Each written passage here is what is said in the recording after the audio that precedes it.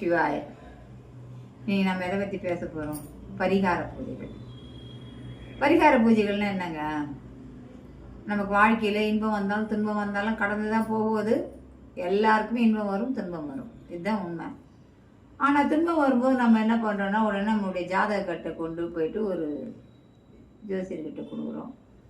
ஜாதகம் பார்க்குற கொடுத்தா அவர் வந்து நம்ம ஜாதகத்தில் நம்ம கட்டத்தில் என்ன இருக்குன்றதை பார்த்து சொல்லுவார்.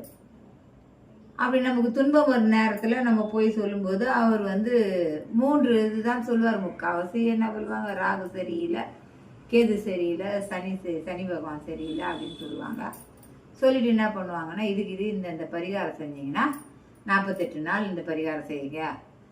ஒரு மண்டலம் 48 நாள்னா ஒரு மண்டலம் இந்த பூஜை பண்ணுங்க, விளக்கு போடுங்க, விளக்கு கிழக்க பார்த்து ஏற்றுங்க, மேற்க பார்த்து ஏற்றுங்க, இந்த மாதிரிலாம் சொல்லுவாங்க.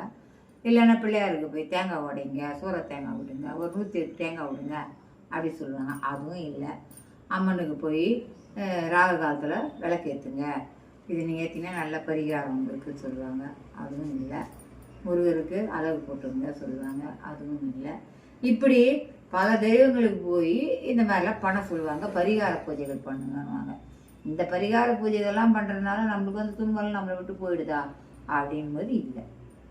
ஏன்னா எந்த துன்பத்தையும் எந்த பரிகார பூஜையாலும் ஒன்றும் பண்ண முடியாது.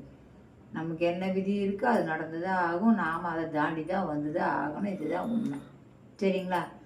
அப்படி இருக்கட்டும். அப்புறமா பிரார்த்தனை என்பது, நம்ம பிரார்த்திக்கிறோம். நமக்கு ஒரு துன்பம் வரும்போது தினமும் எப்போவுமே சாதாரணமாக மக்கள்லாம் என்ன பண்ணுவோம், இன்பமாக இருக்கும்போது ஜாலியாக தான் இருக்கும். ஆனால் ஒரு துன்பம், ஒரு மனசு கஷ்டம், ஒரு உடம்பு சரியில்லை அப்படின்போது அந்த கடவுளை நோக்கி நம்ம படைய எடுப்போம். இதுதான் ரியல் திங். அப்படி தான் எல்லோரும் செஞ்சிட்ருக்காங்க.